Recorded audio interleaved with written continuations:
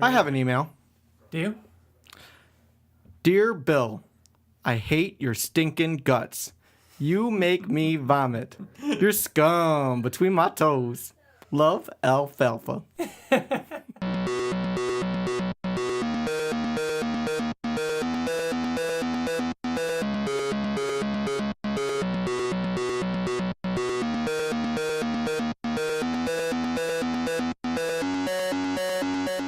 Hey everybody, and welcome to the Invincible Podcast, probably the best superhero podcast in the universe. This is a show where friends get to sit around and talk all things Invincible, a comic book by Robert Kirkman. This is episode 42, and today's date is October 19th, 2017. We're going to be talking all about issue 141. That's a lot of numbers. It is a lot of numbers. I'm one of your hosts, Ryan, and joining me is TJ. Hey, it's TJ. No Bill today. Bill is off celebrating his 5-year anniversary with Liz, so he won't be joining us. It's just a two-man show. Like I said, we are the Invincible Podcast. We talk all things Invincible. That includes the comic, past issues, future issues, obviously current issues, whatever, when they come out. We talk about all the tie-in series like Brit and Wolfman and everything. We'll talk about the movie news when there actually is movie news to talk about. Which isn't often. Yeah. And also, you can find us on all podcast platforms, pretty much. You can also find us on YouTube, SoundCloud, and everything. Facebook, Twitter. Yep. Message us on Facebook and Twitter if you want to be part of the show. Follow us there for announcements, and we obviously retweet any important news that comes out about Invincible. That about does it. Otherwise, a couple housekeeping things. We've got our 10th iTunes review. We've officially been reviewed 10 times on iTunes. This is our 10th 5-star, too. So this is from DGDGHF. He says, hey guys, keep up they say, keep up the great work. I recently started Invincible a month ago, as of September 24th. The New Reader podcast is awesome. I finished a few volumes and go right to YouTube and listen to that section. Your podcast gives me the chance to wind down after reading, and also great to hear Britt and Ashley's, I hope that's right, first impressions as I'm having my first reactions as well. That's not right. Again, keep up the great work. Also, I'm in Buffalo, and I believe you've mentioned you're also local to this area. That's right. We're also from Buffalo. Yes. Queen City Comics. That's pretty much the big Buffalo comic shop. Also, it's not Ashley. The new readers are Brittany and Liz. Close though, half right. But thank you for the 5-star review. Not half right. Not right at all. No, Brittany, and he said Brittany and Ashley. Oh, did he say Brittany? Yeah. Oh, okay. I thought he just said Ashley. No. No. We also got if you guys, tuned in last episode 2 weeks ago, because we release every other Friday. Last episode, we talked all about Angstrom Levy and the news that came out of New York Comic Con. And we missed an email from our friend Jordan Gilbert. He wrote in and asked us to contribute to the Angstrom Levy discussion. And we didn't really talk about this. He wanted to know what would have happened if that evil Mark hadn't have taken Angstrom Levy into his alternate dimension. Like, there was that whole scene with Adam Eve. Basically, there was that whole redemption scene with Angstrom Levy and him realizing that he had done wrong. What would have happened? Like, if he had not been killed? Like, would Angstrom have helped? Would he have been a good guy? Would Mark insisted that he go to prison? I think he would have went to prison. I think that he said before he was killed, I'm fully prepared to accept whatever consequences I deserve for my actions. So I think he was surrendering and knew he was about to go to jail. I think that would have been interesting because it would have been similar to, we've seen that with Universa and Dinosaurus, villains who were imprisoned. We've actually seen villains in prison this whole series. Mauler twins are constantly in there, Doc Seismic. It would have been interesting to have Angstrom Levy in there, but couldn't he have just left though? He can access dimensions. You couldn't hold him in prison, really. Yeah, I know, but he was trying to make amends. So he would just sit there. He could have left anyways. You know what I mean? But he still surrendered. He is the one that said, I'm ready to take responsibility for my actions. And even if he didn't go to jail, like getting rid of that dynamic, I think that he would go back to what he was doing. He was living a normal life before he found out that Invincible was alive. Mm-hmm. And he was, out jogging, living in a suburban town. Because he is not necessarily a villain who is out to watch the world burn. Right. He just wants Invincible to pay. Right. Everything he did, even though it did pretty much destroy the world with all the other Invincibles coming and everything like that, it was ultimately to, sully Invincible's name and make him out to be the villain. Mm-hmm. So yeah, that's what I think about that. Also, when it comes to the cover that was released at New York Comic Con, the final cover, issue 144, Mike Barrett had written in and asked what we thought about the lack of variants announced. So apparently there's a solicitation for a second cover, which hasn't been revealed yet. But other than that, there's no multiple covers like there was for issue 100. I think there's going to be a lot more coming out. Yeah. I really think there's going to be a lot of variants. Definitely more than 2. I don't know what to think. My first instinct is that there was going to be a lot. And Skybound did release, like they usually will release a month or so beforehand that there are variants. Like the Walking Dead themed ones was announced I want to say the end of August, and they started coming out in the beginning of October. So I don't think it's too late to say there won't be any more, but part of me also wouldn't be surprised, and there's a small part of me that would be okay with it, solely for the fact that collecting and finding all these variants can be a pain sometimes. It's so much which fun. Is funny. It is fun. No, it is fun. That's why it's both I love it and hate it at the same time. I just like Invincible art. Yeah, but that's the thing. I want it because I want to see what these other artists would have done with the cover. That's the part that I would miss out on the most. Right. I pulled up a quote from issue 97 in which Mark goes to see his favorite author, Flip Schaff. And Flip says, but hey, we released Science Dog 100 and it broke all kinds of records for an independent comic. That's a pretty big deal. There aren't a lot of books that hit that kind of number. And then Mark says, yeah, but did you have to do 15 covers? I mean, as a fan, I feel obligated to buy them all, and that's not easy for a number of reasons. And, well, it's not fair to essentially force diehard fans who are completionists by nature to buy all those versions of the same comic to complete their collection, just so you can line your pockets, Yeah, that was issue 97, and then 3 issues later, that's exactly what they did. Yes, they were making fun of themselves. They were making fun of Walking Dead. Kirkman was making fun of it because Walking Dead had come out before, and he was doing the same thing with Invincible. But still, 3 months later, and they do the same thing with issue 100. Yeah, I think they were. Yeah, I mean, he was making fun of himself, not necessarily just Walking Dead or just Invincible. Yes.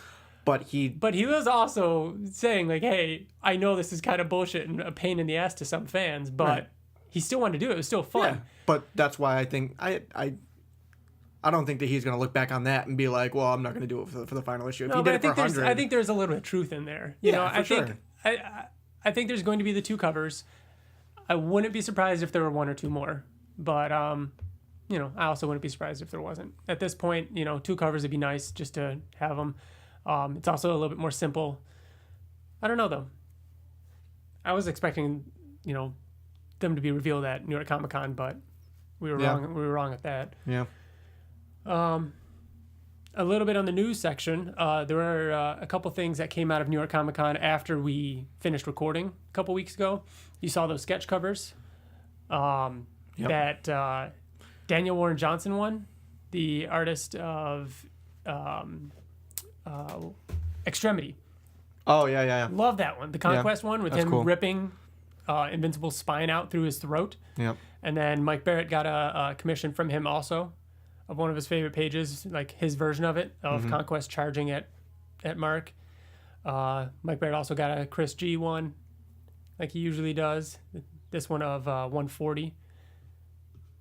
So, and then did you see this? This was the photo by, is it Bill Lonergan? Bill Lonergan. He's been at a couple conventions. I want to say he was actually at a convention that we went to, right? I think he was at a convention that I went to, and I think I'm in a picture with them in the background at Ottley's table. They cosplay as Nolan and Mark, and there's an awesome photo of them punching Robert Kirkman in the head. Yep. I thought that was pretty cool, and that came out after we had finished recording. Other than that, keep an eye out on Felix. They said that they're going to be doing another Invincible sale soon, like putting out more pages. Ottley announced that he was sending issue 100 to Felix, which would be pretty cool. So keep an eye out on that. Other than that, I think we're ready to dive into issue 141. I suppose. You suppose? I suppose. All right, let's do it. Right off the bat, the cover. What'd you think of this cover? I liked it. I mean, yeah. I mean, everybody's sad. We kind of were expecting to happen what did happen in this comic. Yeah. I liked Tara on the cover. I mean, after one is appropriate. 139 is when we kind of expected this. Once we found out that Nolan was still alive. I like Tara on the cover of this one because, and we always talk about, is that center character going to be a major character in the issue? And I think she has a big part in this issue, and I thought that was appropriate to have her on there. Debbie holding Nolan is more heartbreaking after reading the issue than it is before seeing it. And I love the ships above pointed at Earth. Yep. And that's all of them arriving back to Earth, right? That's just showing that they're coming back to Earth. Yes. And you see Robot's moons still floating that he created in issue 100. Pretty cool. So yeah, starting off, we've got Tara comforting Debbie. Like you said, TJ, we kind of knew or hoped in a way that Nolan was going to die in a way. We knew that it was coming. We talked about how, it might be a slower death, and it was interesting seeing, like, you open this up and it's like right away we know what's about to happen. Yep. Because Debbie's gotten the news and they're going to Earth.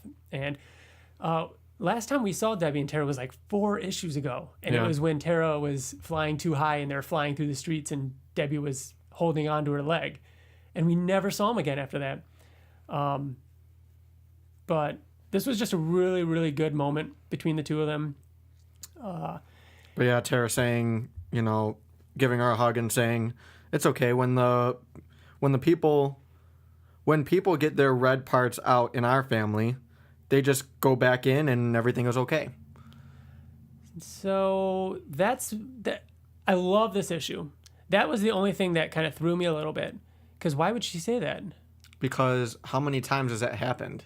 Once, and it was to Oliver that she witnessed, and she was distraught over it, and he died. So why would she be thinking this? But I mean, I'm sure she's heard of, like, Invincible getting fucked up off planet. Oh yeah, and, like, I know. Obviously, it happened like, to Eve and Mark in front of her as well, and they got back together. Right. It's just the last time, like, the main story of Tara so far in the End of All Things has been heard. Like, they've talked about it multiple times. Like, when Mark and Eve left Tara with Debbie, they said, what she's seen, we're not going to be there for her. And Debbie's like, she's strong, she'll be okay.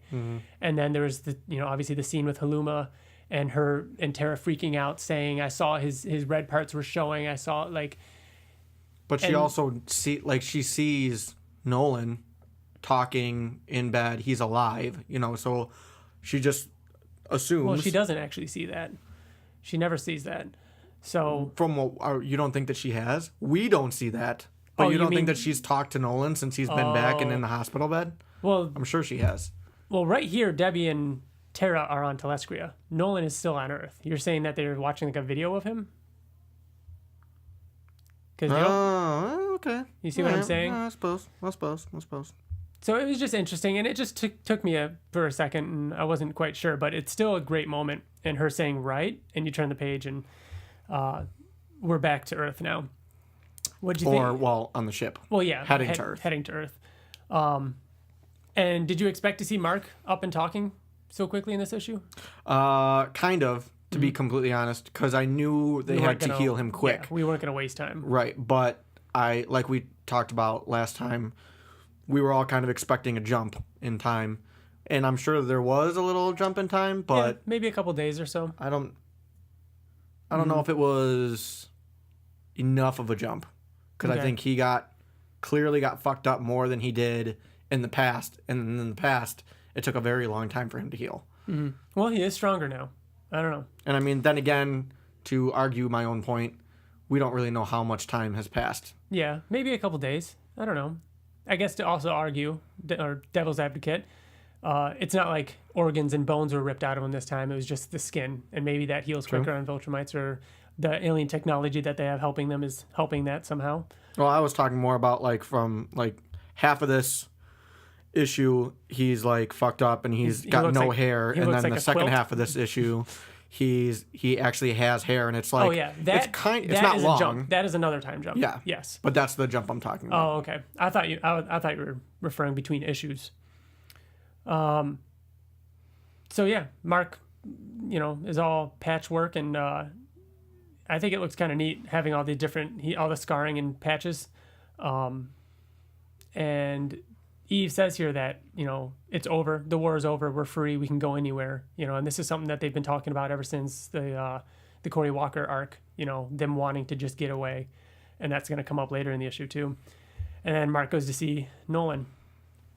So Nolan is dying, and man, Invincible these next few issues. Mark is still fucked up. And I love the fact that he is not on his feet, but he's flying around everywhere. He's hovering everywhere. Mm-hmm. I think that's kind of cool. Yeah, I do like that. Like every time we do see him, he is just hovering.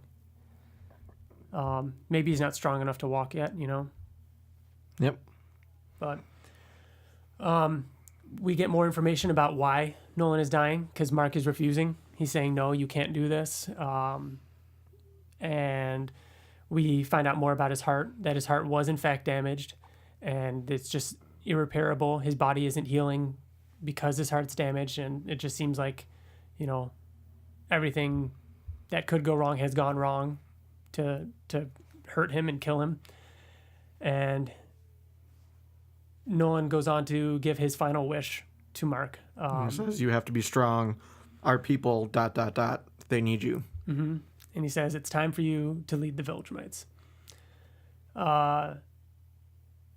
So there's taking a step out of this for a second, he did give the line. He directly said the line similar to how Mark's saying, I think it's time to leaving Earth.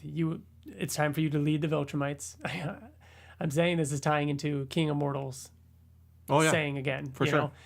Making it very obvious, like, hey, it's time to lead. Yep. And I love that right away. Mark's just like, I'm not ready. I don't want it. He doesn't want this at all. He says, yeah. I don't want it. And, it just shows the next panel is Nolan just ... That's all that's in the, Mm-hmm. Why does Mark not want to do this? Because he wants to be with his family. He's done being a superhero. Being a superhero is bullshit. And he wants, to just live a normal life with his family. Mm-hmm. He talks about how he lost 5 years and how he just, he was looking forward to just being done. And Nolan brings up a good point, though. Saying that where will you go? What will be out there? How do you know you'll ever be safe, and for how long? And wherever you go, you're just going to be running from, your where you're supposed to be. Mm-hmm. And, talking about what kind of life Tara would have, being surrounded by Viltrumites. And then Nolan talks about how, Mark is a good person. And he said, you can change. He basically says that you can change the Viltrumites. He said that, I was born into the Viltrumite, into a Viltrumite empire, and their ways were barbaric. And he talks about how that's said, inside all of them. Right. Like they're at heart, in nature, Viltrumites are evil, and this kind of brings us back to why so many alternate versions of Mark are evil, and all those conversations in the past about whether or not Mark could go evil or maybe be evil, or even the time when he was in the black and blue and like there was that little bit inside of him, because it's kind of, this is their alien race. They are a barbaric race. And this is kind of in response to him saying that I'm not ready to do this, and he says, yes, you are, because this is how I was, and you changed me. And he says, I wasn't ready when I took over the Viltrumite Empire, but I affected change, and you can affect change in ways that I can't. I like how he said that, it's what leads Viltrumites that makes them, and otherwise they can slip back into their old ways like Anissa. And Mark has that pause again. We haven't seen her. We're assuming at this moment, Mark probably doesn't even know that she's gone. Yeah.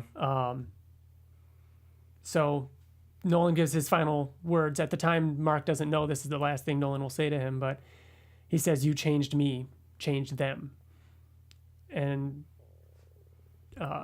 then Mark goes on to talk about, and like right away, like that was the last thing Nolan says to him. And Mark says, "No, I won't let you do that. You can't put all that on me." And I love this speech because he talks about how Mark isn't just, naturally a good guy. He is a good guy because of Nolan, because of his mom, because they raised him. Right. So Nolan he could have raised him from the, as a Viltrumite. Yeah. And he chose not to do that. Yes. So there was good in Nolan all along. So it's almost like literally on his deathbed, Nolan's saying that, he kind of sounds remorseful because he was bad inside, or he had evil inside him. And this is Mark saying, like, no, you were a good person. You are a good person. There is good in you because of me. Like, I am proof that there is good in you. And, yeah.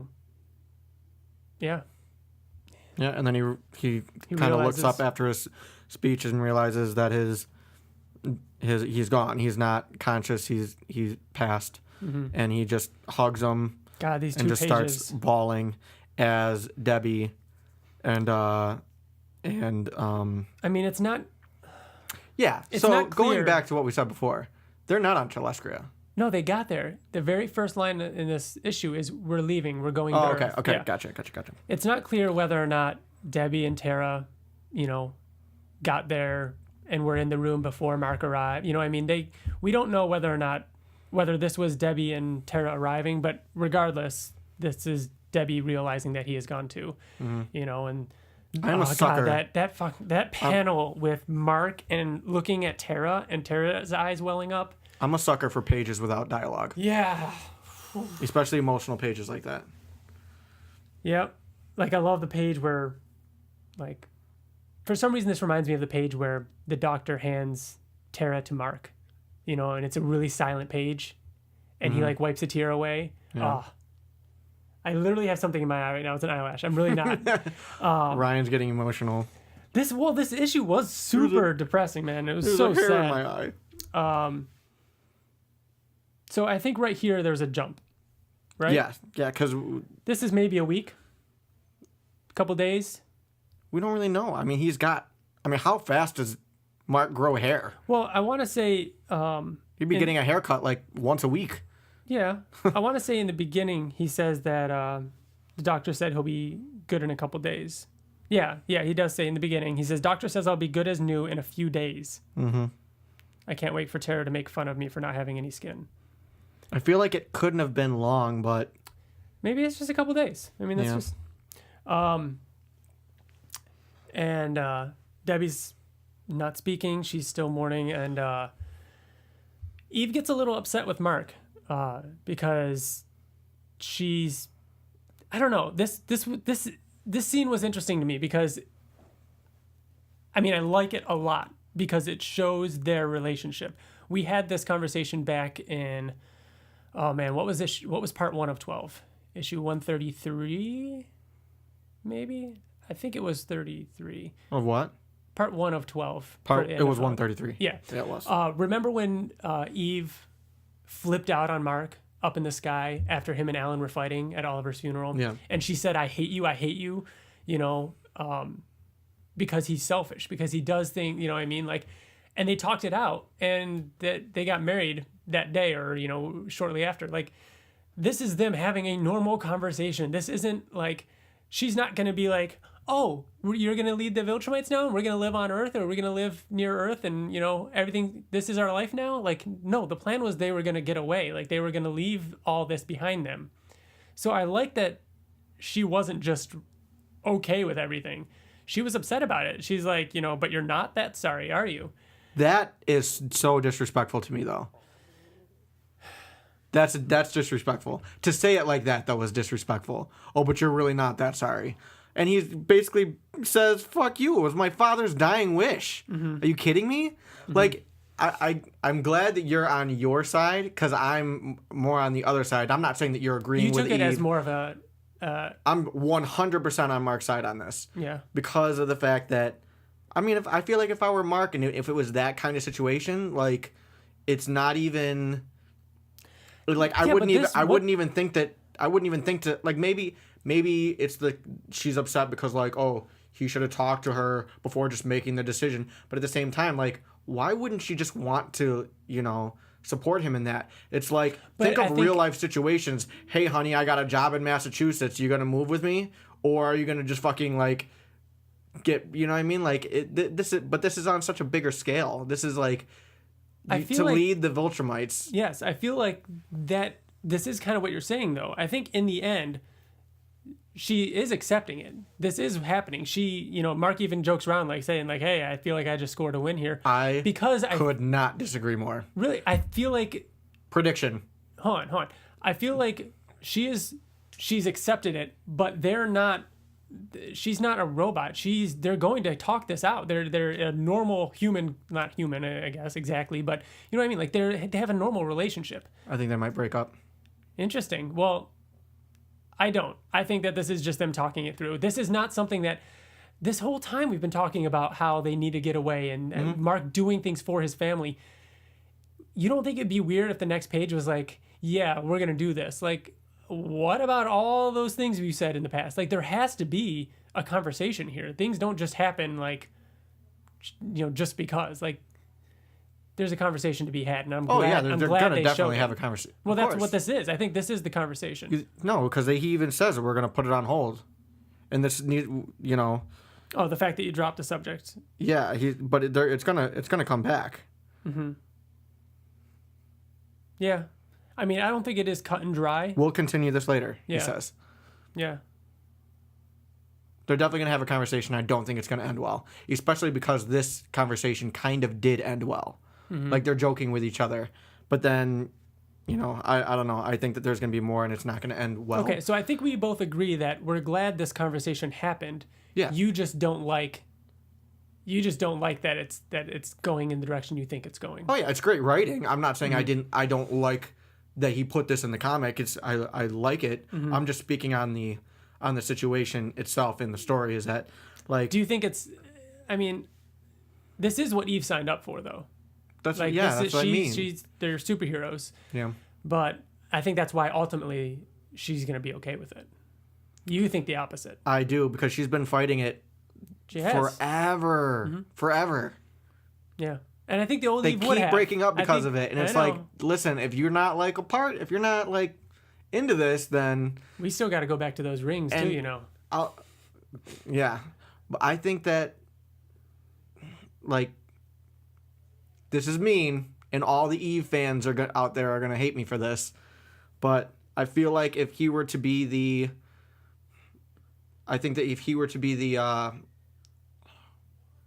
emperor of Viltrumites, Grand Regent, she could hold him back from what the good things that he can do with the Viltrumite Empire. You think so? I think she would hold him back. I don't know. But, I think last issue, showed like in his speech that having Eve makes him stronger and like all that kind of stuff that we've got behind it.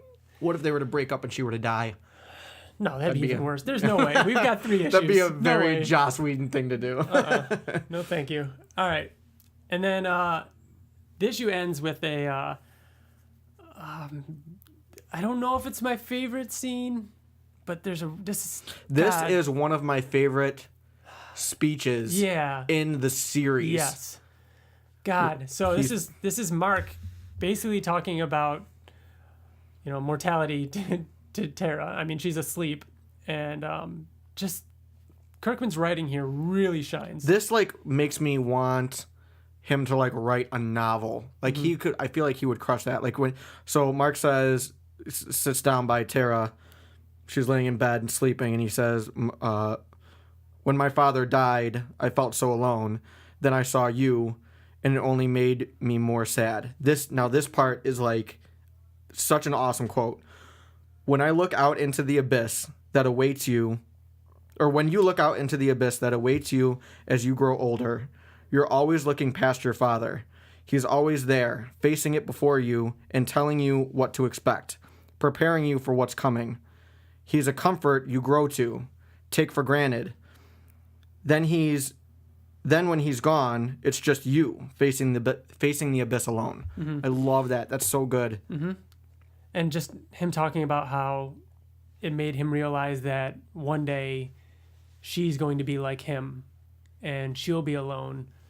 And it's just that it's such good writing because it's a very simple thought in a way, like everybody dies, everybody's going to die. And when you die, you're going to be leaving somebody behind. But the way he put it, and I don't know, this scene was harder for me to read and more sad than I think anything else in the issue. I don't know. It was just really, really good. Yep.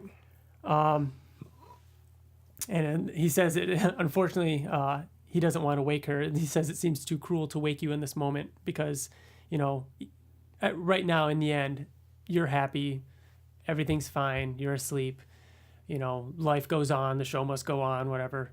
And Eve barges in and says, "Mark, hurry." And Mark says, "Oh God, what now?" And then the final page is Earth with a whole bunch of robots standing in front of it. Evil robots. Yep. I knew something like this was happening. Obviously, anybody could have guessed that it was going to end with something along the lines of this, with the next issue being a robot war. Mm-hmm. But she kept saying, I think at least 2 or 3 times in this issue, they said, "We're on our way to Earth. Yeah. We're almost to Earth. We're approaching Earth." And I'm like, oh shit. The whole time I was thinking.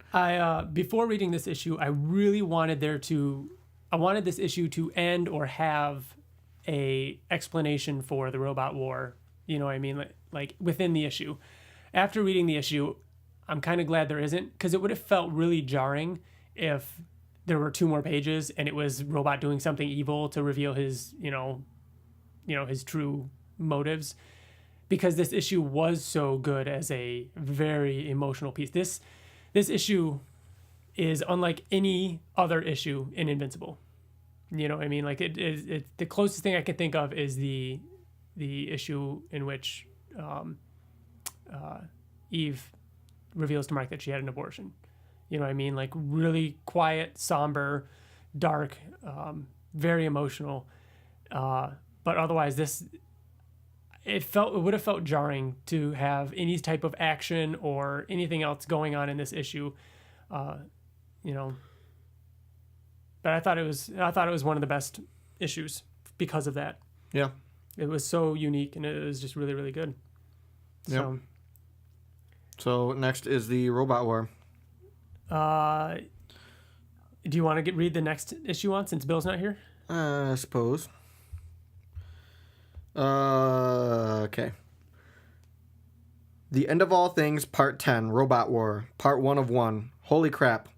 Every corner of Earth is ravaged by the war between Mark Grayson and Robot. The fate of the Earth hangs in the balance. Oversized issue, all caps. And he writes out all caps.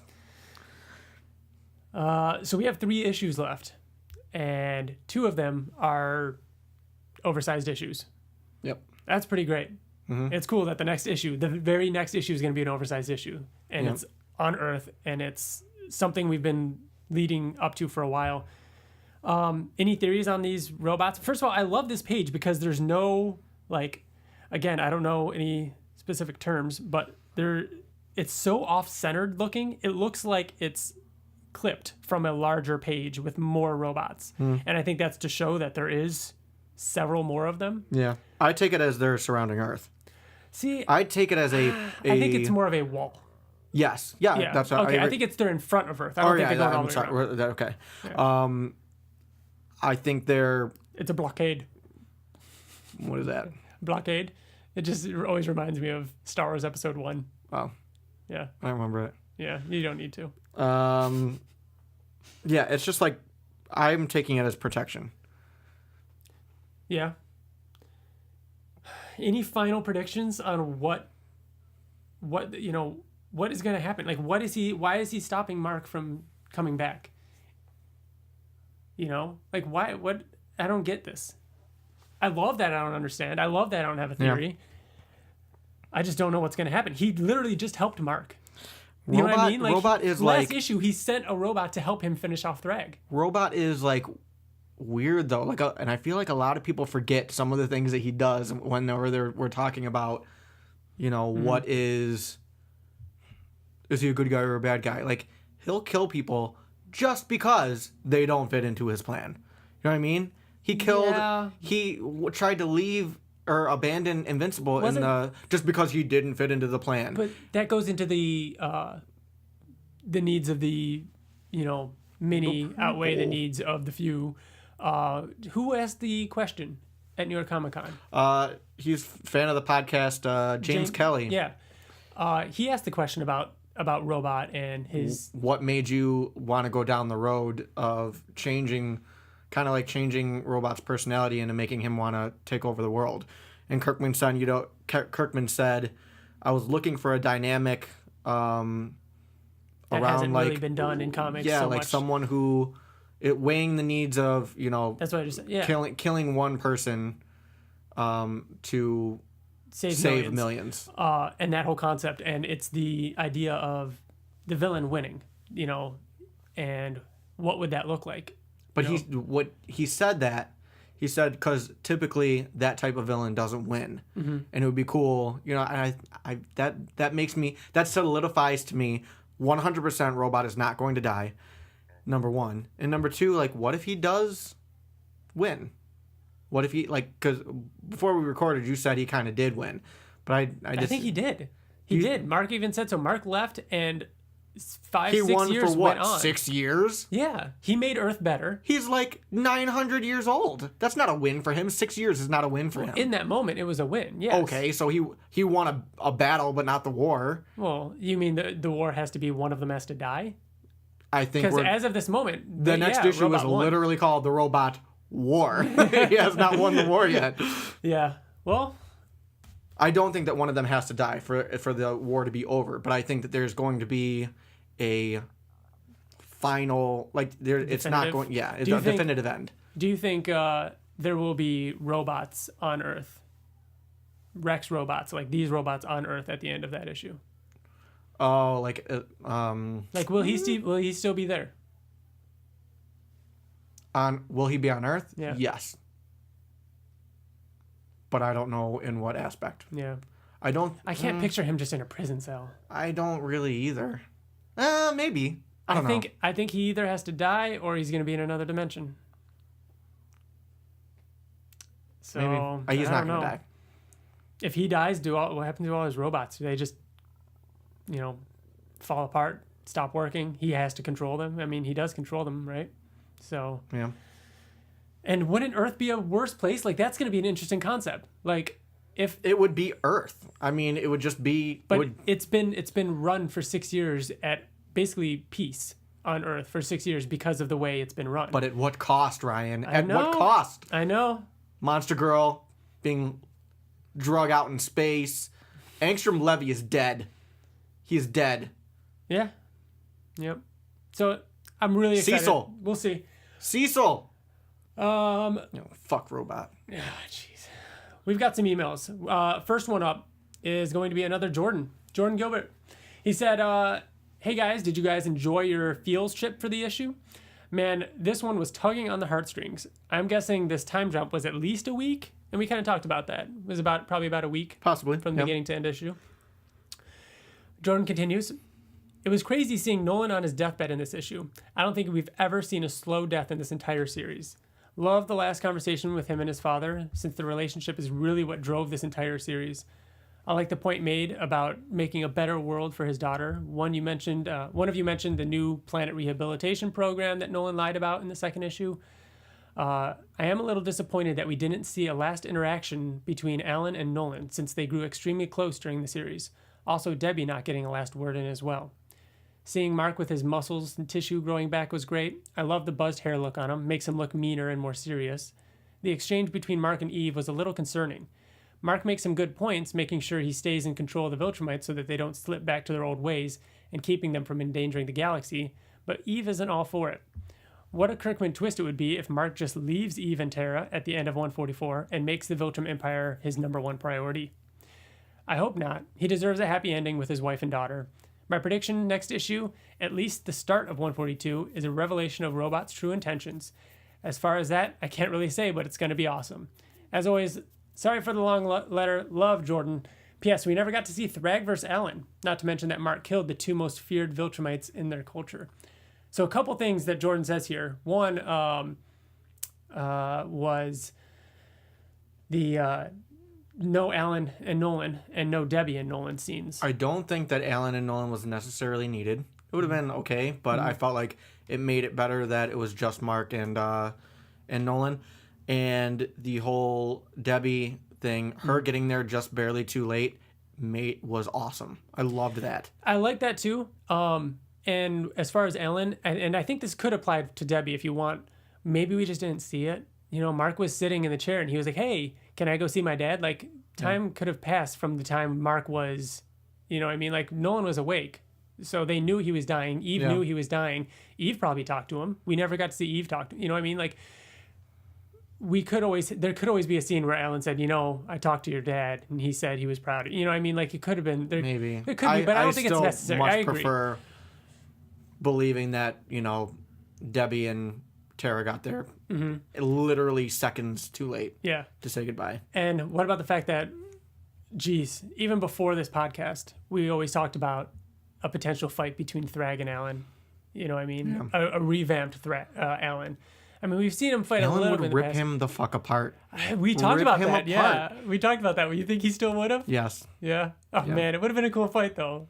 That would have been cool to see. I think Alan would rip Invincible apart.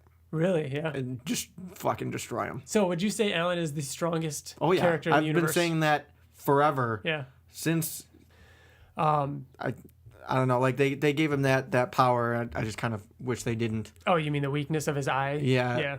Yeah. You have another email? Yes. Or message? I have a couple emails from people that wrote into the Facebook. The Facebook. First is Mark Sylvie, who says, "Hi, Invincible Podcast. An emotional issue this month, as I think we were all expecting. It was sad to see Nolan go. This was probably the first time a character died in the comic where I felt truly sad. Mm-hmm. I think they said it best in the Penvincy Pals section. Mark and Nolan's relationship has been the driving force of the comic, so while Nolan's death was expected, it was still a huge event and worthy of an entire issue. Brilliant stuff. It's the robot war next. I'm assuming this is meant to be a few weeks after Nolan's death, judging by Mark's hair growth. Did Robot hold off out of respect? Robot is such a shifty bastard. I love - hate him. Can't wait. Looking forward to the podcast. Keep up the good work. Love, Mark." So I don't know if Robot was necessarily holding off, but he's awaiting them. Do you think Robot knows that Nolan is dead? No, I don't. That's going to be an interesting interaction. I hope we see it. I think it's going to be... I think it's going to be like I'm sorry for your loss. Or like I think that we're going to see emotion from Rex, from Robot. Because he was for like a second. Yeah. And then it's back to business. That's what I think it's going to be. Yeah. So thanks, Mark, for that. We're going to try and get Mark on the show soon. Mm-hmm. We're kind of in contact with him. Love to have him on. While you find the next one, I've got a quick message from the Nerds Chatting guys who... Oi! Who wrote to us. Hello. And said... Thing is, I knew it was going to happen eventually, or suspected it was highly likely, especially after seeing the 144 solicitation. But I still sat there with tears rolling down my face. Nolan is gone. Omni-Man is dead. Thrag's madness and lust for revenge took one more important person in Mark's life away from him. So he was partially successful. That makes me mad. Even in death, Thrag had one last win. That bastard. Yeah, it's an interesting... Lots of people calling him bastard. Yeah, it's an interesting point, though, that Thrag did get a little bit of revenge in the end by taking Nolan. Oh, well, yeah. Cosmo wrote us on Facebook and says, "This is probably the most depressing issue of all time. Extremely empowering. With Mark as Emperor, Robot is probably scared because he knows Mark is not as easy to reason and manipulate as Nolan was. In order to stay in power, he is probably going to try and take Mark out. Extremely empowering if you're a parent." Going to try and take Mark out, period. Extremely empowering if you're a parent. Oh, yeah. And then I liked Mitch Krassen wrote in on Twitter, too. He commented and said, glad it actually happened. Not as emotional as that Walking Dead character from earlier this year, but still excited to see the robot conflict. So, yeah. That does it for messages, except... Xavier Perez says... "Oh man, issue 141 was full of feels. Prepping for the carnage in the next issue. I love the last page. Hype for part 1 of the Robot War." Mm-hmm. Yeah, I mean, very, very emotional issue. It was tough to get through. And we've got one more email. And you're going to take it? Oh yeah, I forgot about that one. Yeah, he writes in and says, "Hey guys, long-time listener, first-time emailer. Let me start by saying that I love the podcast, especially when Bill is on. Seriously, that guy is literally the funniest, most attractive person I've never met, but I hope someday I will." Full disclosure, this is Bill. This is Bill. So if you want to know Bill's thoughts on the issue. He says, "Here are my thoughts on the last issue. Spoiler alert for The Walking Dead 2. The interaction between Mark and Nolan was devastating, but was less impactful because we were expecting it, especially after the Rick and Andrea death scene in The Walking Dead. Seemed very, very similar, in fact. What did hit home was when Mark was talking to Tara when she was asleep. Knowing that he is someday going to die and leave her alone in the world was heart-wrenching, especially for those people out there with kids. I have 3 kids," he says. No, he says they're all named Bill, or named after Bill. He doesn't even have 3 kids. He has 2. That's true. He has 2, and I didn't even think about that when I read it. They're all named Bill. Nolan stating that he was afraid he would eventually revert back to the old ways makes me very skeptical of Mark being able to be any different. How is he any different from Nolan? Okay, he's half human, but I've heard everyone on the podcast discuss how Mark can easily slip into rage mode. Something could happen in the Invincible War, or in the Robot War, that leaves Mark scared and turn him into a completely different character for the end of the series. Scarred and turn him into a completely different character. Oh, thank you. Yeah. I'm really bad at reading. The last page didn't do it for me. I feel like it should have panned back further to show millions of robots, not 8. Literally. I turned the page digitally because Bill reads them digitally and I always try to be more like him, expecting more, but was let down. Overall, I can't wait for the next issue and I can't wait to hear Bill's thoughts on that issue. Thanks again for the awesome podcast and please tell Bill I say sup. Love always. I think the last page was enough. I think seeing that many robots was enough on that. I think that they were trying to keep it very conservative for this issue. They did, like we talked about when we were going over it, this wasn't really about the overall story. This was more about kind of saying goodbye to a character that, we've loved since the first issue. Mm-hmm. I do have to agree with you, Bill, or not Bill. I don't think anything is going to happen to Mark to change him. Like we talked a little bit about that this episode. You said it's not going to happen. I don't think it will. Like that. I don't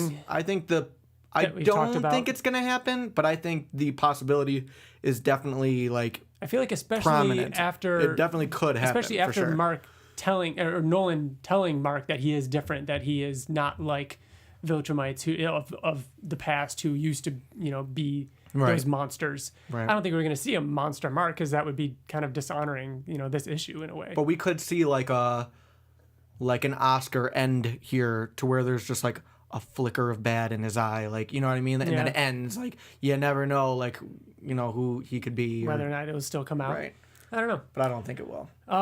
Is it time for our fun? It's time. It's time. It's time for that. It's time for the fan spotlight. All right, let's do it. And then stay tuned afterwards. We're going to talk about some other stuff.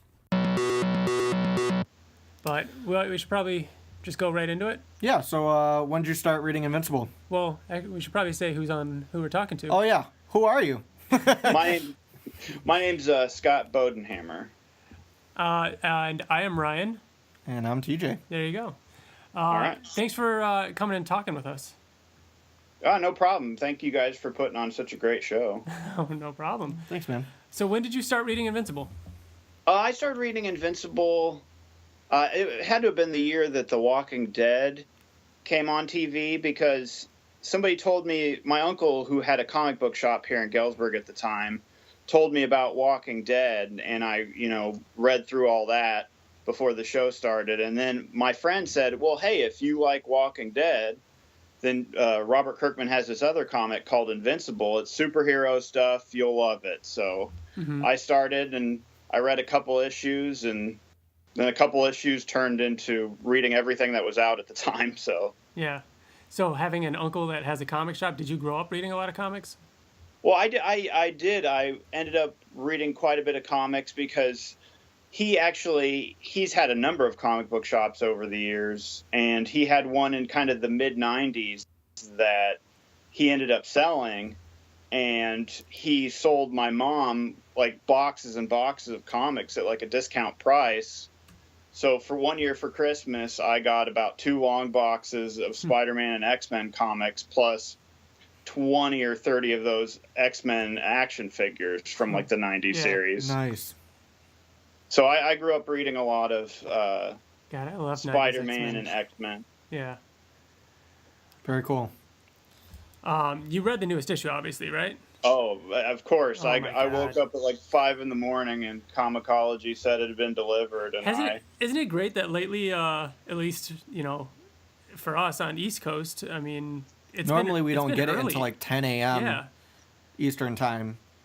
So, right. These last few issues have been nice and early, so you can wake up and read them. Yeah. Right, and I read them at about 5 in the morning and got misty-eyed first thing in the morning. Yeah, what a way to start your morning. Right. Jeez. No, I thought the new issue was pretty fantastic. Yep.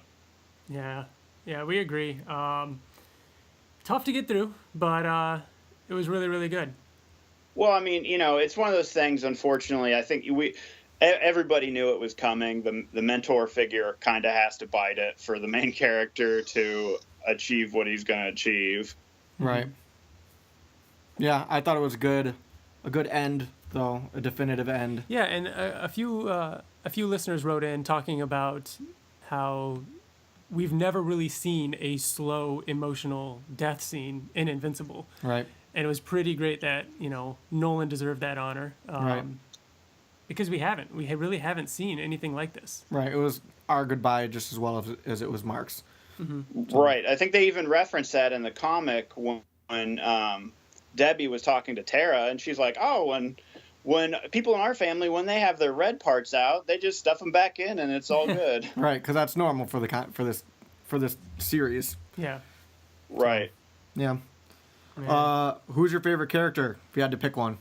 Well, it's funny we say that because my favorite character is Omni-Man. Yeah. I mean, I grew up a Star Wars fan. Darth Vader's my favorite Star Wars character, so the conflicted, evil, not so evil father I kind of fell right into that. Mm-hmm. And just, his character development over the first 60 issues or so, where you weren't sure what his intentions were and what he was going to do, and culminating in that moment where he's sitting in prison like, I think I miss my wife. It was a fantastic slow burn.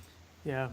Yeah, we did that episode a couple months ago after we had assumed Nolan had died, and kind of recapped a lot of the big moments. His best moments. Yeah, ranked his best moments, and I'm kind of glad we did that then, because it almost feels like, this is a good way to go out. You know, it's a good way to end it on. And because, he had a huge, and we talked about that then, that this is very much a story about a father and son relationship. You know? Man, do you have a favorite arc at all? I think my favorite arc is the Viltrumite War. Yes. Cool. I mean, not only was it amazing, brutal, some of the best, like the fight over Viltrum when the Viltrumites were hiding in like the floating ring of corpses, only to attack, and visually it was so cool. Yeah. Oh, right. That issue 75, man. Yeah, where they flew through the planet and just destroyed an entire planet by just flying through it. Was unlike anything I've ever seen in a comic. And I think also my favorite part of that, was the end of the Viltrumite War, where it wasn't a definitive victory for anybody. Like they just arrived back on, like Thrag has a moment of real like cunning and self-preservation, that he goes to Earth and just makes an ultimatum and is like, hey, for mutual survival, we're going to hang out here and you guys can't do anything about it. Right. Yeah. Which, I kind of think that is what I really, enjoyed about Thrag in those days of the comics, is he was really, he was evil and ruthless, but he was really for the greater good. Yeah, he hadn't given up people. at that point. Because, like Mark said, during their fight, like, it was all revenge at the end. And or I should say Thrag said at the end. But at that point, you're right. He actually had focus back then and was doing it for a greater cause than only revenge, at least in his mind. Right. And it's. I mean, the revenge Thrag to me wasn't quite as interesting. I guess where he just kind of lost his mind and. Yeah, it's stopped. That's a great point, though, we never really talked about that, and it is a very different Thrag, and I mean, maybe not as interesting. It could be a little bit more scary, like the fact that he was unhinged, and it is that brutal, chaos. Him, sacrificing his children, throwing his children, he's completely unhinged, and that probably served a better final villain, a final form for Thrag. Because you're right. I mean, he did kind of have that moment of victory when he outsmarted Invincible in a sense, when he, decided to stay on Earth. So that's kind of cool that we got, two sides of the same character. Well, right. And I also think, as the end of the series comes, I think they have their villain, like, the villain that fights you with their mind in Robot, and so they just needed Thrag to kind of be the punchy villain. Yeah. Now, speaking of that, do you have? I mean, we're kind of strapped for ideas. Do you have any idea what's going to happen in these next couple issues? Like, why is the Robot War even happening? I think I would imagine, Robot had all the Viltrumites he knew they were living there. They were kind of in check because he was friends with Nolan. And so maybe he knew what Nolan's motivations were. He knew how to kind of play Nolan, because even in the issue with the technicians, where he essentially talked Nolan into killing that guy. Right. So, Nolan is a known quantity to him. And now that he's gone, and there's I don't know how many of the Thrag's purple Viltrumite children there are. So he has this whole army kind of on his borders, and I think he's just going to try to either kill all of them or say, hey, you guys got to go. Yeah, I mean, it might just start with him posing an ultimatum, just basically saying, hey, because you're right, he did see all those Viltrumites surrender. He knows the army that's at his doorstep now, and he might just be saying, like, he's probably scared. He knows that they could overthrow him because Mark has this army at his back now. I don't agree. I don't think so? I don't think he might just that say, Robot hey, is scared at all. He might just say, leave, he might say, Earth is mine, you guys go Yeah, on. he's gonna be like, this is my house now. That's what I'm saying, yeah. Fucking- I think yeah. he might say leave, and Mark's not going to want to, maybe. You know, because those Viltrumites have created lives for themselves on Earth, so that might be the point. Right. I don't know. Yeah. But what about the future of Invincible after the series? Any hopes? Yeah. Well, I have big hopes for the movie. I mean, I hope they can get the budget that they deserve and they need to really kind of flesh out everything that this book is on the page. Mm-hmm. I mean, I know we've had tons of movies like Man of Steel and all the Transformers movies that have had amazingly huge budgets, and we've got to see, you know, the buildings fall down kind of like they were in the fight between Mark and Nolan in the early issues of the comic. I just hope they can get that big budget they need to really show us the wide scale devastation. Yeah, and it's not even like they need it for the entire movie. I mean, I think they can get by with a relatively, you know, smaller budget, except for when it comes to like flying, Adam Eve's powers. I don't know. We'll see.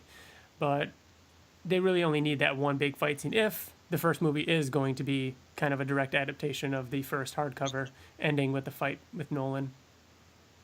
So I would hope it is, because, you know, I mean, that moment of just Omni-Man flying away from Earth, tears streaming down his eyes is, I mean, that's kind of what hooked me to the comic. Not that I wasn't already kind of hooked already, but it's just that moment of, like, you don't see that. Like, usually it would be somebody flying in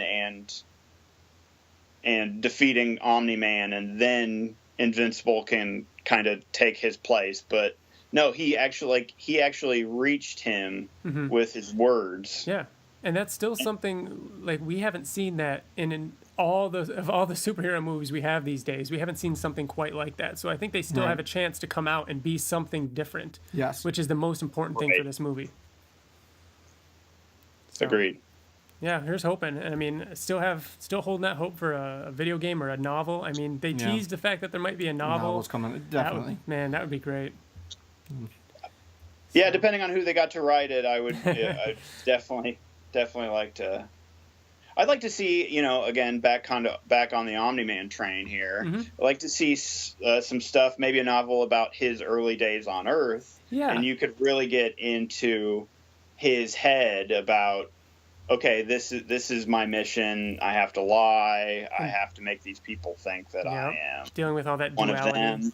Now that's that was a couple a couple suggestions that people wrote in when we were talking about the novel or potential novel announcement, and I think that's a great idea. Maybe some more history into Lord Argyll, or, like, you know, the history of the Viltrumites, and more into, like you said, his duality and dealing with maybe meeting Debbie, or the early Guardians of the Globe would be in it, which would be awesome. The birth of Mark.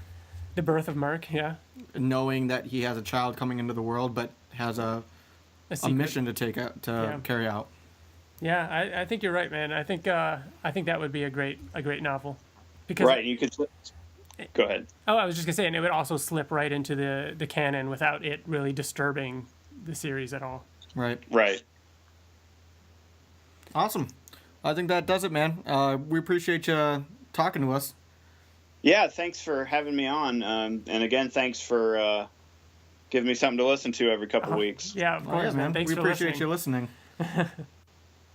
Awesome. All right. See you later. Have a great night. You too. Thanks, man. Bye. You too.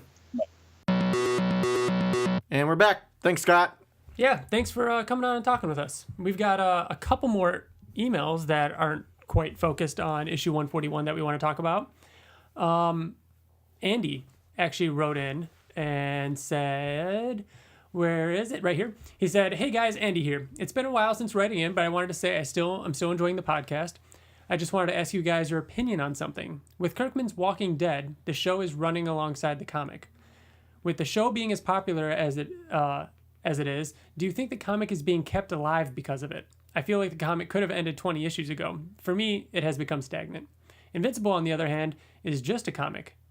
Do you think that they would? Do you think if they would release a movie or TV series HBO style, they revealed that the comic is ending, they would have continued the book.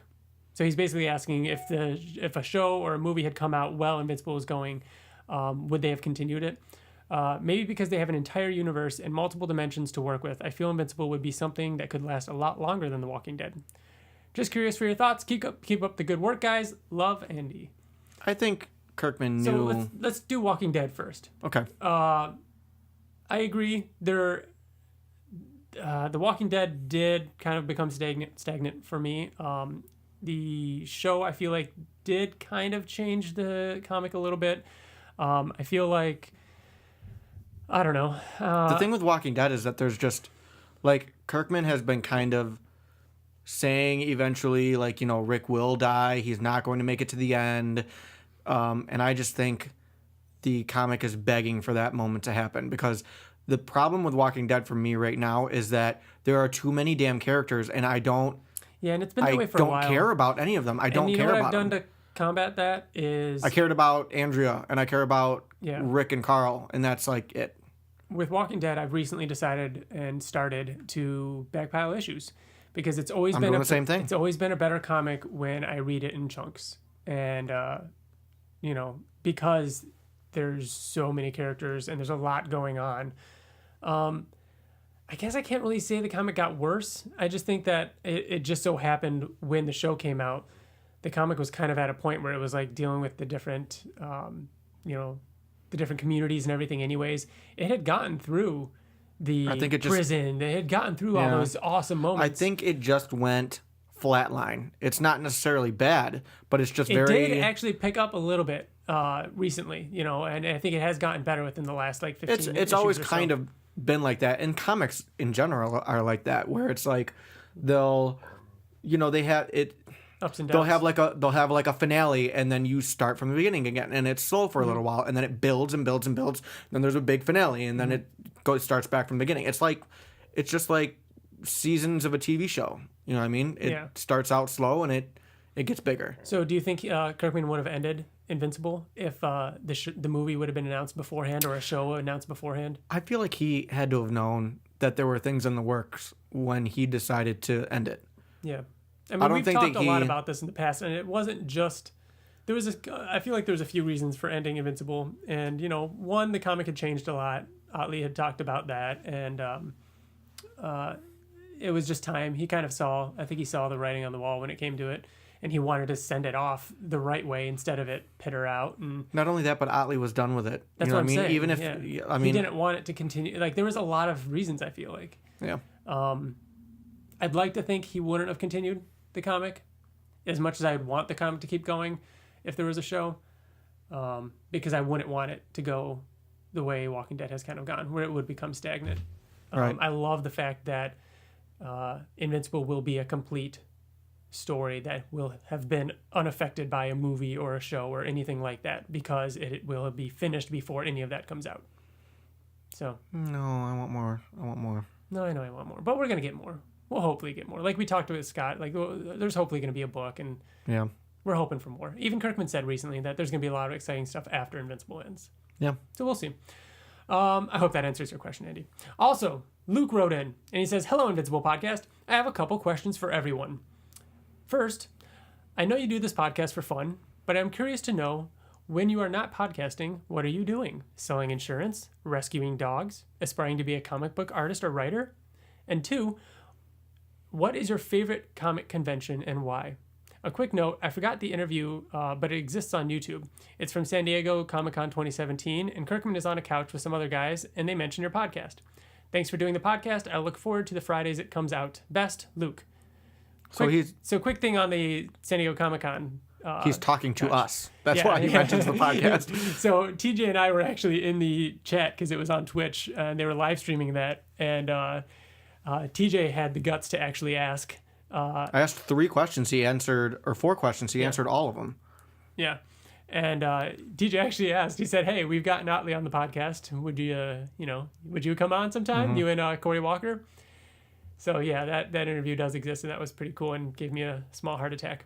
But as far as his questions, we'll tackle the first one first. TJ, what do you do when you're not podcasting? Well, first of all, you ask about like work stuff. I work at a pharmaceutical company.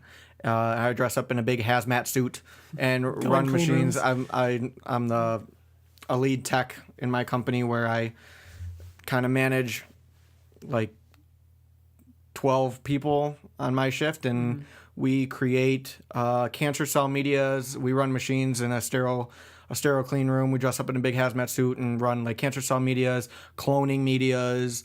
We do a lot of stuff like that. So yeah, we make a whole bunch of different kinds of medications, and yeah. It's so funny because I know and have seen what most of my friends do, but when it comes to you, it's like you could be in there like doing anything, cloning, mice, like creating bombs. I have no idea because I can't. It's one of those things I can't even really picture it. It just sounds like something. The most I could picture is like Independence Day. Like it's just like clean room. Like, I will say it is kind of Independence Day because I am like behind a glass. Really? Like yeah. Like how many times have you guys like? Never, but I'm going to do it tomorrow. Peace. No peace. It is kind of like that, but it sounds much cooler than it is. We're definitely not like cloning rats and shit. I'm just making the media, and then we send it out to people that are cloning the rats and doing all the cool shit. So, yeah, that's what I do. Other than work, what else do you do? I don't know. What else do I do? Right. Like I don't like I watch TV and read comic books and do the Invincible podcast and play video games. I guess I'm just like pretty much anybody else. Yeah. I was thinking about this question too. I work at a winery. I've been the winemaker there for a couple years. I started working there about 8 years ago. So a lot of my life is wine related. Went to school for a lot of that. Other than that, and before that, and kind of during that, all three of us, Bill included, worked at a movie theater for a while. I was a manager at that theater, ran projection booths, and that's how we got into movies. We started watching a lot more movies and getting really into them that way. But yeah, other than work, which working at the winery is majority farm work and physical labor in dealing with pumps and tanks and all that kind of stuff. It's not as glamorous as it sounds, but it is fun sometimes.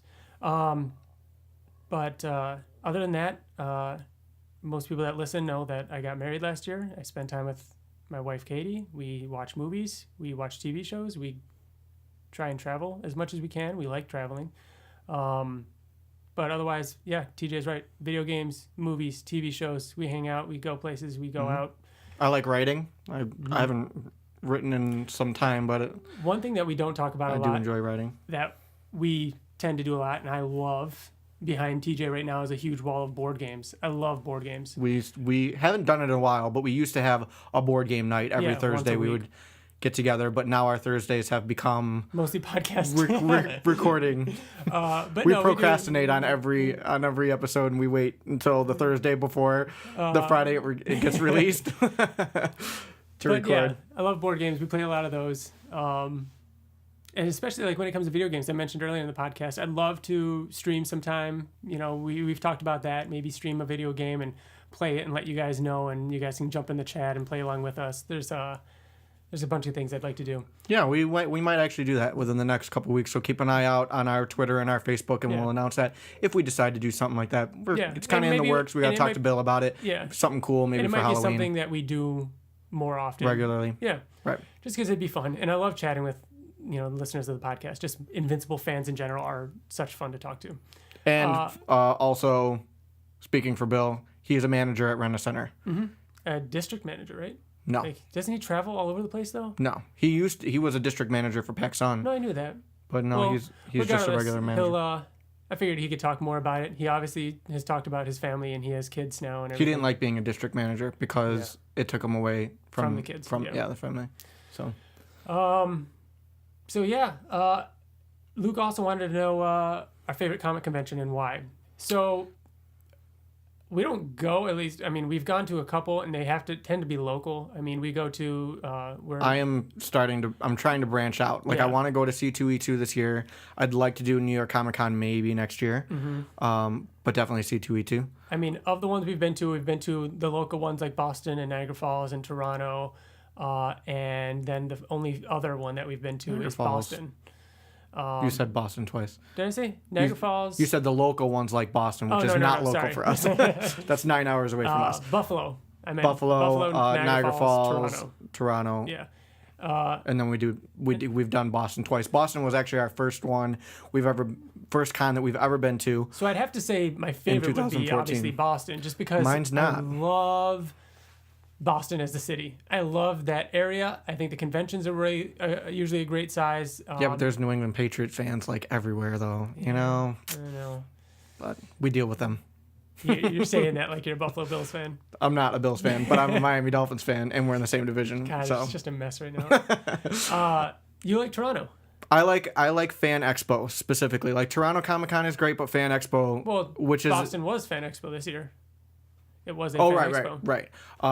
Fan Expo Toronto, yeah. I should say, is my favorite one. Specifically, the one where maybe we're a little biased, or I'm a little biased to that one, but that's the one that from not 2017 but 2016 Fan Expo Toronto was when we interviewed Ottley. Yeah, and that was a huge moment for us. Yeah. So but every year I make sure that I get to Fan Expo Fan Expo Toronto for at least 3 out of the 4 days. Yeah. So I love, like, a lot of the big name artists go there, and I'm a huge collector of like fan art commissions from different artists.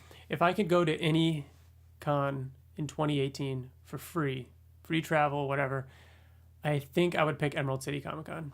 I hear such great things about that one for some reason, and it's just things always come out of that one, and it would just be a cool con to go to. I get the idea of San Diego. I get the idea of New York. And we've talked about it in the podcast before. It's a little too big for my taste, and I feel like it's just too overwhelming. And I understand that more artists and more writers and more people there would be better. But I feel like the reason why New York and San Diego are appealing to me is because it has everybody in one place. Like Cory Walker, could possibly be there, more than likely would be there. Like people that we don't ever see on the East Coast ever come out this way. Yeah. You know what I mean? Even Ottley only comes out our way, to the Northeast area maybe once Boston, a year. New York, yeah. He's at New York Comic Con almost every year. He wasn't there this year, but So yeah. Thanks for that email, Luke. Now, before we wrap it up, can I go on a rant? You want to go on a rant? I want to go on a rant real quick because something was on my mind. Okay, I'm gonna I'll mute my mic. How about you're that? Gonna mute? Yeah, oh, you're gonna mute it? Yeah, I'm just gonna go. Cinemax, I have something to say to you. What makes you think that it would be a good idea to hold off the season 2 premiere of Outcast 2 years after the finale of the first one? That's so ridiculous. Even Rick and Morty hasn't waited that long, and they're like known for that shit. That's insane to me.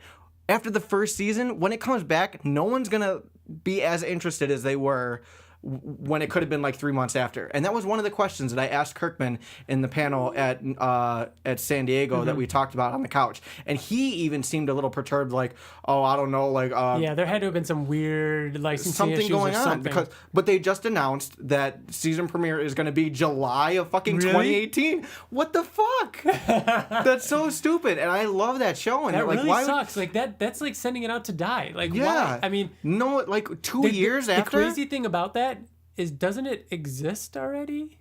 Yeah, it's out there because it got released in the UK. And that's the crazy thing about it, because it's not like, I would understand if it was like Game of Thrones or something happened where it's like, oh, it took us a while to start filming again. Like, we needed to take a break between filming the seasons. But that's not the case. It's not the case. Cinemax specifically pushed it off. But obviously, I don't know if Cinemax is like overseas or whatnot, but it completely aired and is done. Like, I think they're like filming season 3 now. You know what I mean? And we got to wait until next July to see season 2. When I brought it up to Kirkman, he even seemed a little perturbed about it. And was like, I don't. He's like, for some reason they Cinemax decided to hold off until 2018, and that was before they announced that it was going to be July of 2018. Yeah. And he made it. He even quote unquote made a joke about pirating it, but even like I don't even know if he was kidding. He was like, just pirate it, it's online. That's exactly how he said it. Just pirate it, it's online. You know what I mean? Like I think he's like a little upset about it too, because that's ridiculous. That is kind of ridiculous. Because they don't. I mean, are they I don't want to pirate it. Are they gonna re-release season 1? Like how are they gonna get viewers people again? Interested again? Yeah, that's so weird. It's that's killing the show. I feel like that's just gonna kill the show. Wow. Well, that's a good segue into our final topic that I wanted to bring up. This is our last episode before Halloween, and I wanted to talk a little bit about our favorite spooky stuff. So, starting with movies. You grew up watching horror movies because you're a crazy person, and I'm like the exact opposite. I was sheltered from that kind of stuff. You know what's weird, though, is that I was sheltered in a different way. Like, my dad loved horror movies, and he didn't care. He let me watch horror movies with him. I was like 5 years old sitting in my dad's lap watching Nightmare on Elm Street. Yeah. But I wasn't allowed to watch The Simpsons because of the way the kids talk to their parents. Ooh. You know what I mean? Yeah. I wasn't allowed to watch I don't know if it was made by Disney. I don't think it was. What is that? It's just called Witches. Yeah, the Dude, rats. my mom. I remember. I will never forget. I was they watching brought that. I'm like, they brought that up on the Kind of Funny, Kind of Funny morning show. Oh, did they? I missed that. It was a while ago, and they were talking about the scariest scenes in like movie history. Oh no, I did see that. Yeah, that was. And they brought up that scene. Ugh. My mom caught me watching that one time on TV, and she flipped. But I can watch, like, I saw the one movie that actually kind of fucked me up was I watched Exorcist when I was like 6 years old. That movie messed me up for life. But other than that, like, they never really affected me as much because it was just a normal thing to me.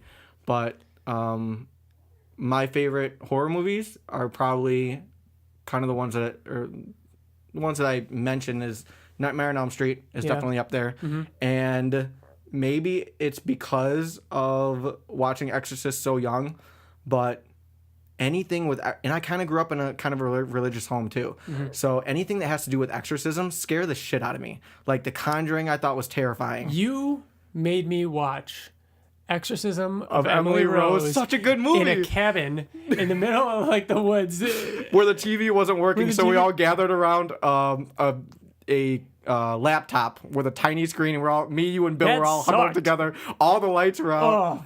Oh. No. Oh. Such a good movie. But I couldn't, like, I don't mind horror movies or stuff like that. There's the kind of horror movies I hate horror movies. Yeah, that's what I mean. The kind I hate most though are things like Emily Rose or Signs. Signs scares the shit out of me or things like what's the ghost one? Paranormal There's Activity. A lot of them. Oh, okay. Like the ones that are like subtle. The subtle scares. The ones that are like, because everybody everywhere has woken up in the middle of the night and like there could be something in the corner of the room. Right. Or the shadow on the wall that is just your hoodie looks like it could be a person. And then it like subtly moves. But it doesn't. But it plays tricks on your mind. And movies that take advantage of that normal thing that people do scare the shit out of me. So because you can't watch Signs, or I couldn't watch Signs because when I saw Signs the first time, I lived right next to a farm, like literally a farm with a cornfield and barns. So I couldn't look outside at night. You know what I mean? Like you look outside and you just know there could be someone standing on top of that barn. There's a monster outside my window. God, that kind of stuff freaks me out. I don't like that. We've talked about that in the past too, to where you and Bill are kind of the same in that way, to where it's like you don't like the subtle scares. Yeah. Those don't necessarily bother me. Like I get more scared about in your face scares. Like when I wake up in the middle of the night, is there something in the corner? It doesn't scare me as much as I wake up in the middle of the night and there's a fucking demon in my face. You know what I mean? Oh yeah. But that kind of shit. That's why. But talking about movies I really it's do Dead like... Space 1 versus Dead Space 2. That's what we've talked about on past episodes. So, movies that I do like, though, Cabin in the Woods is awesome. I love that. Is that a horror movie? It's a horror movie. It's kind of like a it's a spoof on horror movies. It's a spoof. But it's still serious. Yeah. Obviously, you mentioned Nightmare on Elm Street. I actually like Nightmare on Elm Street. I liked those ones, most of them. Alien. I don't know if you consider that one, but Alien is cool. I don't consider it a horror. Would you consider that sci-fi? But that one's so thriller. I don't know. Yeah, maybe. I don't know. But yeah, other than that, can't really think of too many. But Exorcism of Emily Rose, though. That movie was like, it wasn't just about the scares. They weren't just trying to scare you. It was about the story. The story was so good in that movie. Yeah. I think that might be my number one. For horror movie, like horror scary movies. movie. Yeah. Comics. You mentioned Outcast. Have you ever read any other horror or spooky or whatever scary comics? Walking Dead. Walking Dead, right? Yeah, that's kind of the big one I thought of. Not really. I read, I want to say like the first 4 or 5 softcover novels of 30 Days of Night, which were very good. That movie was good. That movie was amazing. Yeah. That's why I picked up the comic. Yeah. I loved the movie. But yeah, other than that, not really. I started rereading a few days ago Batman Long Halloween. You did. Because I read and I talked about Spider-Man Blue, and I've been wanting another Jeff Loeb, Tim Sale story, and so I'm like, you know what? It's Halloween. I want to read Batman Long Halloween, and I think I brought that up before. When it comes to like novels, like chapter books, I pretty much only read horror stuff. I love reading like David Moody's Hater trilogy. I know Bill reads the Plague of the Dead books. Day by Day Armageddon. Day by Day Armageddon is one of the best books I think that we've ever read. Zombie but it's a trilogy, and just read the first one. Just read the first one. The 2 and 3 are not good at all, but the first one is so good, and it was made as like a standalone book, so don't feel like you have to read 2 or 3. Day by Day Armageddon. It's awesome. Check that out by J.L. Bourne. J.L. Bourne. J.L. Bourne. What about TV shows? Did you watch any? I've seen all of the American Horror Stories. Oh shit, man! That first season was awesome. That's the only season I watched. I think I actually watched a couple episodes of season 2, but the reason why the first one out of 8 seasons remains the best is because they were just trying something and it worked. I feel like after that, they tried too hard to like step their game up, and it's like too much. But there have been some good seasons along the way. You excited for Stranger Things season 2? Yes, very excited. I really want to rewatch at least the last 2 episodes. Yeah, I feel like I gotta rewatch it. Yep. I mean, it hasn't been 2 years, Cinemax, but I still feel like I should rewatch it because it's only been 1 year and I have to rewatch it. But yeah. Now I feel like we can't talk about this without bringing up one of the most disturbing episodes of one of your favorite TV shows, Buffy. Yep. Hush. Buffy is my number 1 favorite TV show of all time. Hush is terrifying. It's a creepy episode. So I'm sure many people who have not watched it, Hush is an episode where there are these demons Does the episode start where they wake up and they can't speak, right? No. Or they can speak in the beginning. In the beginning, okay. But it's about these demons that take your voice away so they can basically just kill you slowly, and you can't scream in your your dorm room, and this person is screaming and screaming, but they can't. What they do is actually they take the voices of everybody in the town, so no one talks. And aside from like the first, I want to say maybe 5 minutes, and the last. Actually, it was just the first 5 minutes because at the very end, only one sound happens that comes from a person, and then it ends. Yeah. But other than that, the entire episode is just no words at all spoken. The entire episodes, and it's awesome. It's so good and it's terrifying. Really cool episode. That's one of the best Buffy episodes. I just thought of something. Wasn't It Follows? You guys watched It Follows, right? It Follows was fucking terrifying. No, thank you. You guys told me what that was like. No, I don't.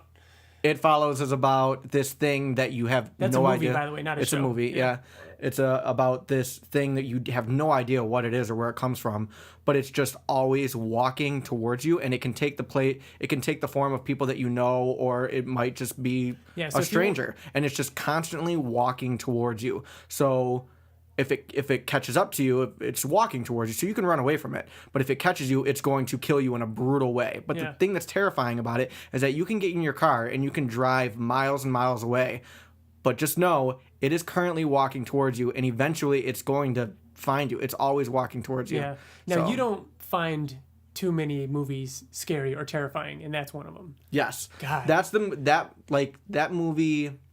After I watched it, there's a particular part of that movie where it takes the form of like a really big man, like a giant. Kind of like, and he's walking down the hallway and he can't like fit in the hallway, and no one else, if it's coming after you, you're the only one that can see it. No one else can see it. So there's like her like sister is in the doorway, and she's out of the background. You see like this guy who's like bending down trying to get in the door, and the girl can't see him, and that image sticks with me. Really? Where it's like, I don't know. That stuck with me for days after I watched it. I'm like, holy shit. I remember like telling Bill to watch it, and I was anticipating hearing, you know how like you tell someone about a movie and you're like, if they don't like it, then fuck them. You know what I mean? But no, Bill loved it too. So. Yeah. All right, video games. Dead Space. We've talked about it several Dead times. Space, so God, good. it's such a good game, and the way the atmosphere of that. The HUD on that, like there's no HUD. They just did such a good job of scaring the shit out of you. Dead Rising, not really a horror game, but a zombie game, was a ton of fun. You play more spooky games than me, and I know Bill played the new Resident Evil, tried to get me to play it in VR, took that shit off right away. What else? What other ones have you played? The scariest game I've ever played in my life is The Evil Within. Oh, was it really? Oh my gosh. That's another game that scared the shit out of me. So you knew I played Evil Within. No, I knew you played it. I didn't know it was scary. That's scary. No, it was so Ryan, you would not last the intro. You would not last the intro, I swear to God. I want you to play it so bad. Wow. So bad. It's really, really scary. Bill was the same way. He said he almost like couldn't finish it. You're right. I forgot about that. So I was so excited for 2 to come out. So 2 came out last Friday. I bought it. Really? Brought it home, put it in my PlayStation, and it kept downloading a third of the way, and then it would pause itself. And then I would like try to like reopen it, and it would start to open and then force close, start to open and then force close. And I couldn't figure out why. I looked it up online, and apparently it's not compatible with the PlayStation Pro. What the fuck is that about? So I had to take it back, and apparently they're working on a patch for it. What? But like that really makes me upset because I was really looking forward to the game, and now I gotta like wait longer because I have a Pro. Really? I don't. We'll talk about it after the podcast. That's crazy. Yeah. Okay. Anything else we want to talk about? Blade Runner was amazing. Blade Runner was very good. People should go see Blade Runner 2049. Don't believe any. So there was an interview on. I don't know, Harrison Ford was on like Jimmy Kimmel or something, and he said, you don't have to see the first one. It's not true. You absolutely have to see the first one, and the first one, in my opinion, in Ryan's opinion, in Bill's opinion, is god-awful. It's so boring. But you have to get through it to understand the sequel, the 2049, and it is worth sitting through the first one. At the very least, watch a recap YouTube video.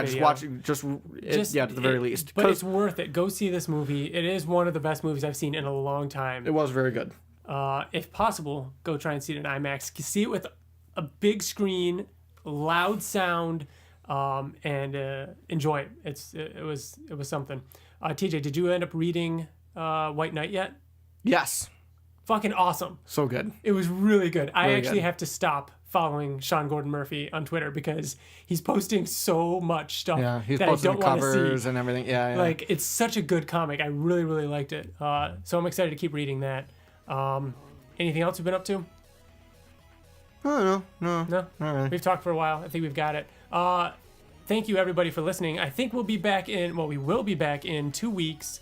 I think it's going to be Wolfman Volume 4. So we should be back to complete the series. Yeah, to complete Wolfman. That'll be exciting. We're going to have to throw a poll up online or something, see what people want us to do next. Yeah. We've got Capes, Tech Jacket, Invincible Universe, guarding the globe. There's still more to talk about. More Invincible to talk about. Remember, you can find us on Facebook. You can find us on Twitter. We're on YouTube. Go send us an iTunes review. We love all that. Get in touch with us. We love hearing from you. Thank you all for listening, though. TJ, thanks for being here. Oh, thank you, Ryan, for being here. Well, you're welcome. Bill, thanks for not being here. You some bitch. Thanks for listening, Bill, because I know you're listening right now. Yeah, you are. Okay, bye. Okay, goodbye.